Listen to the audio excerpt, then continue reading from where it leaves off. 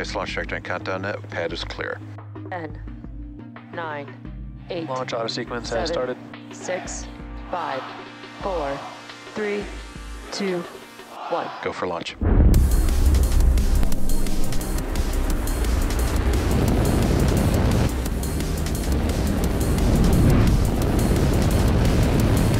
Vehicle is supersonic. Stage separation confirmed. Dragon, separation confirmed.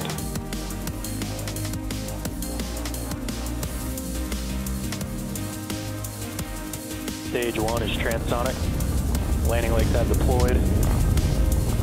And Falcon 9 has landed. Good morning and welcome to our 48th Starlink mission. My name is Jessie Anderson and I'll be your host today as we follow Falcon 9 take 53 Starlink satellites into space.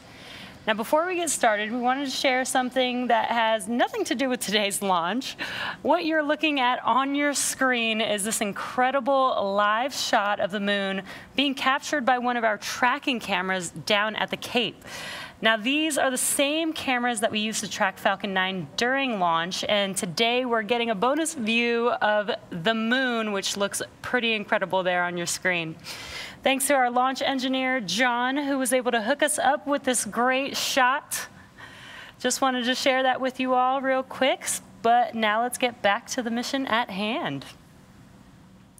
Now on your screen is historic launch pad 39A located in Florida's Kennedy Space Center, set to lift off in about 8 minutes from now at 6:59 a.m. Eastern Time.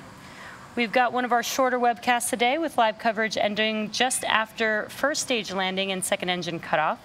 We will confirm deployment of our Starlink satellites via SpaceX's social channels, but we'll also leave the mission audio live on our YouTube channel if you'd like to follow along through payload deploy. If for some reason we don't launch today, we do have a backup opportunity on Thursday, May 19th at 6:38 a.m. Eastern Time. For our new viewers out there, Starlink is a constellation of satellites that can provide high-speed, low-latency internet all over the globe, particularly in remote areas where connectivity is limited or completely unavailable. And the rocket that you see on your screen there will be taking additional satellites to space in order to grow our constellation and expand our coverage. Now with that, let's get to know a little bit more about Falcon 9 and the launch pad that we're lifting off from today. Located in Merritt Island, Florida, Launch Complex 39A, or LC-39A, was originally designed to launch NASA astronauts on Saturn V vehicles. In 1967, Launch Complex 39A supported its first mission, launching the uncrewed Apollo 4 spacecraft, as well as the first Saturn V launch. Later, Pad 39A was remodeled to support the Space Shuttle.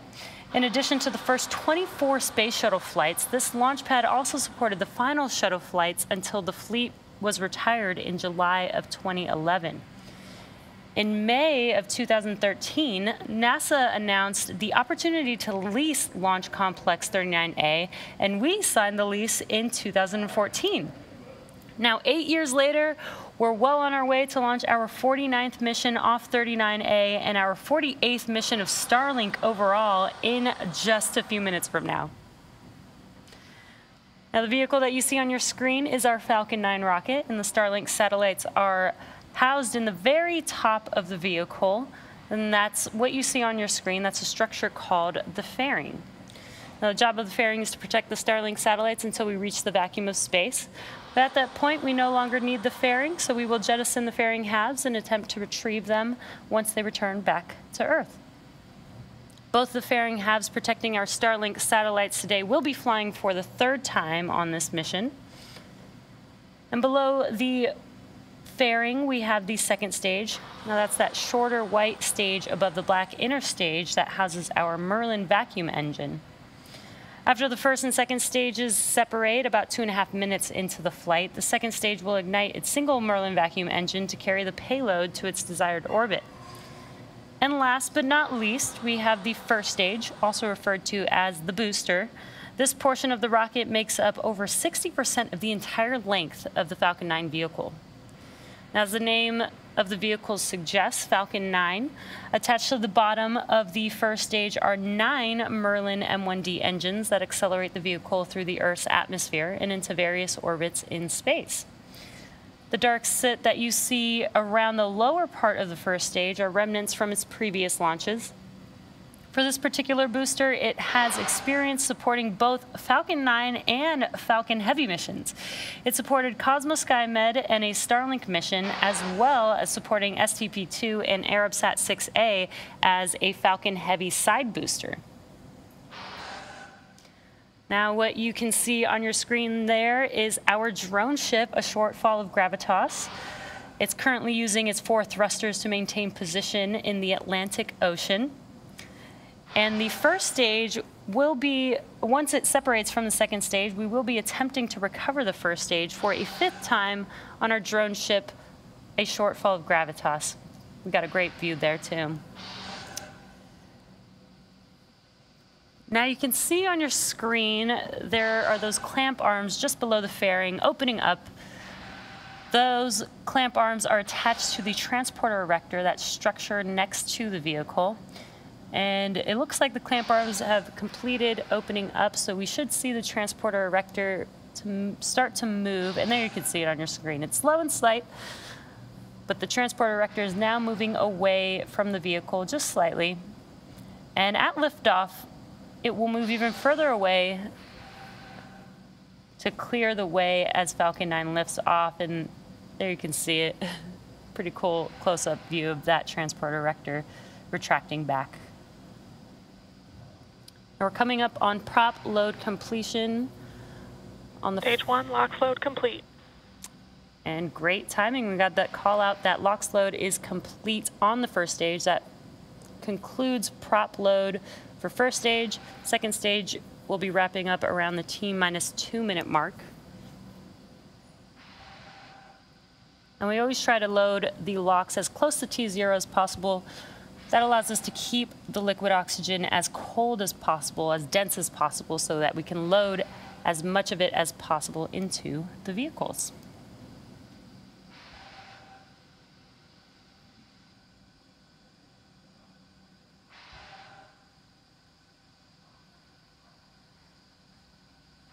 Again, first stage LOX load has already concluded. We're coming up here in about 15 seconds or so on second stage LOX load complete. Once we finish prop loading, we have the LOX line on the transporter erector. We will start to clear out that line, so you'll see a lot more of those white clouds because we'll be venting out the liquid oxygen line once we finish prop load. Stage 2, LOX load complete. And good calls. Prop load is now complete on Falcon 9. And there you can see on your screen the venting of that liquid oxygen line on the transporter erector, and also a great view of pad 39A. You can see the fixed service structure. And that's used where Gas launch closeout. that's where the crewed astronauts will make their way up that fixed service structure and across the crew arm that you can see there when we fly crew. We're coming up on the T-minus 1-minute mark. At that time, the flight computers will take over the launch countdown. We should hear that call out here in a few seconds. Falcon is in startup. There it is. Falcon 9 is now in startup. We are just waiting the final call from the launch director.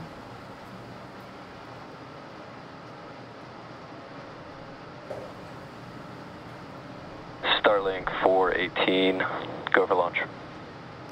And great news, all systems are go for launch. So let's watch as Falcon 9 takes our 53 Starlink satellites into space.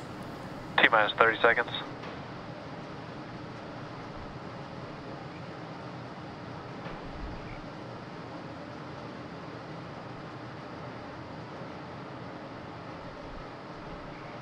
T-minus 15. T-minus 10, 9, 8, 7, 6, 5, 4, 3, 2, 1. Full power. And liftoff.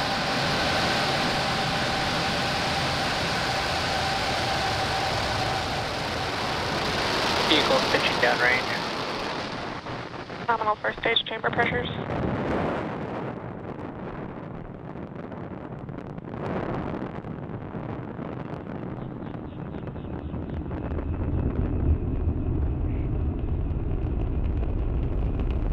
Falcon 9 has successfully lifted off from Launch Complex 39A, carrying our 53 Starlink satellites into space. Now, moments ago, we did throttle down the engines on the first stage, and this is in preparation for Max Q. Max Q Power is and telemetry are nominal. Max Q is the maximum dynamic pressure that the vehicle sees on ascent. Falcon 9 is supersonic. Great callouts. Max Q should be coming up here in about 10 seconds or so.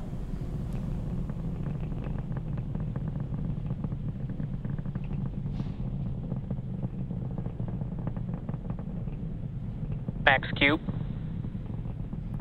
And there's that call out. We just passed through Max Q. Now with that, we have a few events happening back to back very quickly, one after another. That'll be MECO, or main engine cutoff, stage separation, SES-1, or second stage engine startup 1, and then fairing deploy.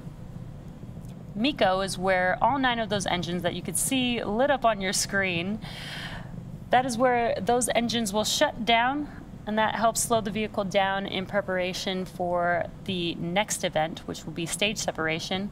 That's where the first and second stage separates from each other.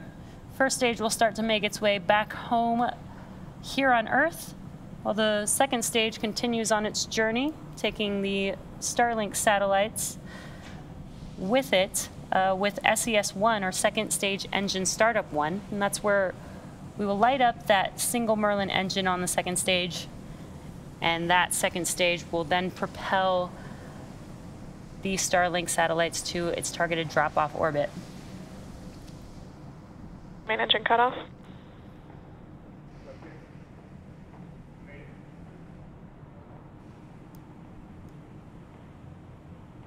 Stage separation confirmed.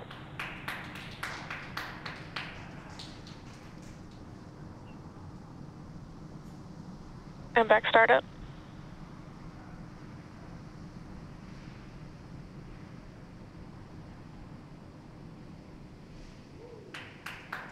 Bearing separation confirmed. Great views of all 4 of those events. We had MECO, main engine cutoff, which we were able to see with the tracking camera.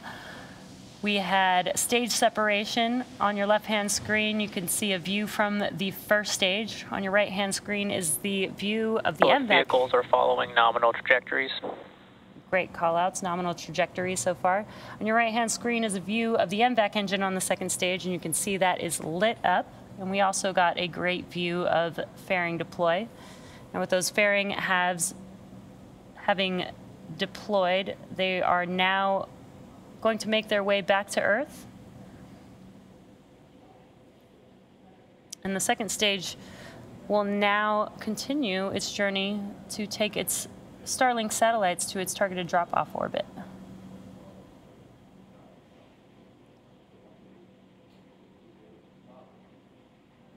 And some awesome views here on your screen with the Earth in the background. Acquisition signal Bermuda. Now, while second stage proceeds towards its targeted drop-off orbit, the first stage will be making its way back to Earth, and to do so, it will execute 2 burns.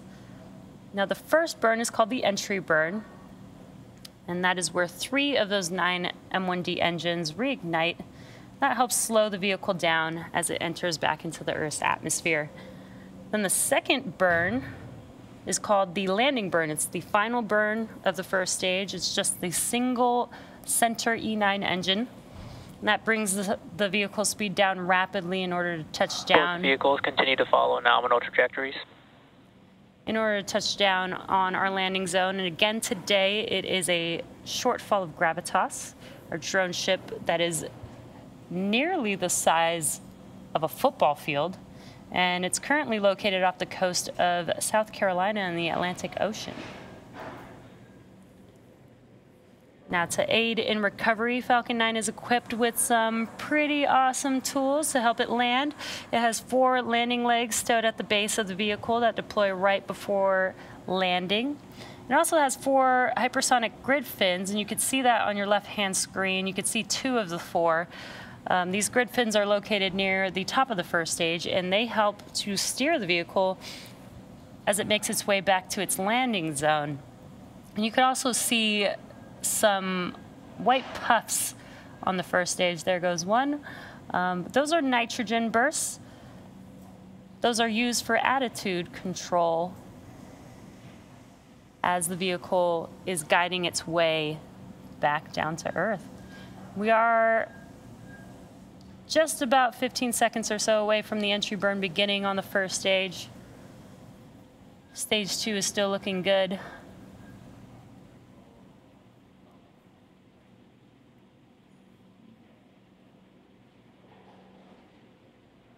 Stage 1 entry burn startup. Stage 1 FTS is saved. And we heard that call out, and you can visually see on your screen those engines lighting back up on the first stage. This entry burn will last about 20 seconds long. And it's just 3 of those 9. Stage 1 entry burn shut down. 3 of those 9 engines, and heard that call out that the entry burn has concluded, and you can visually see that the engines have shut down. Both vehicles continue to follow nominal trajectories.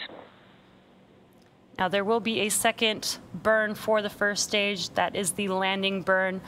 But as the vehicle is coasting right now, the atmosphere scrubs most of the velocity on the first stage. So we just need that single 1 engine burn right before touchdown.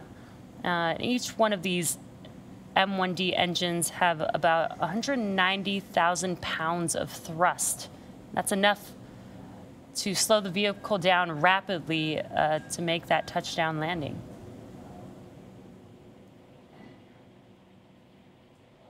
Now we are coming Stage up. 1 transonic.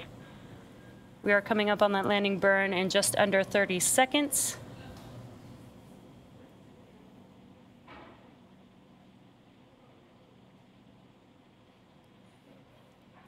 And a great view of first stage here, making its way towards our drone ship, a shortfall of gravitas.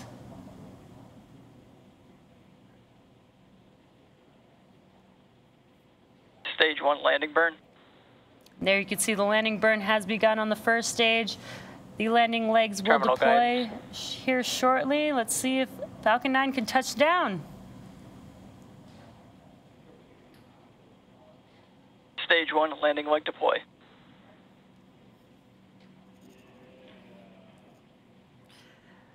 Incredible view there.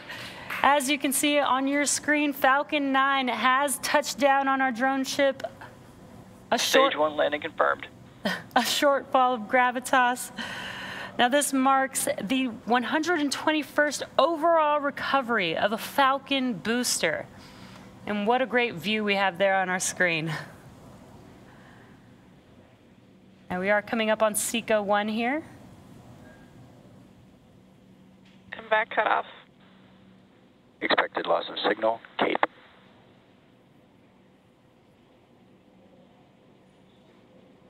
And we have a nominal orbit insertion. And great news, we heard those Stage call 2 outs. FTS is saved. We did lose the live view of second stage, but that was expected. But with confirmation of a successful second engine cutoff and a good orbit, we will be ending our webcast for today. We will confirm deployment of our Starlink satellites via SpaceX's social channels, but we'll also leave the mission audio live on our YouTube channel if you'd like to follow along through payload deploy. Thank you to the Federal Aviation Administration, our current Starlink customers, and of course, all of you, our viewers, for tuning in. Hope you all enjoy the rest of your week, and we will see you again very soon.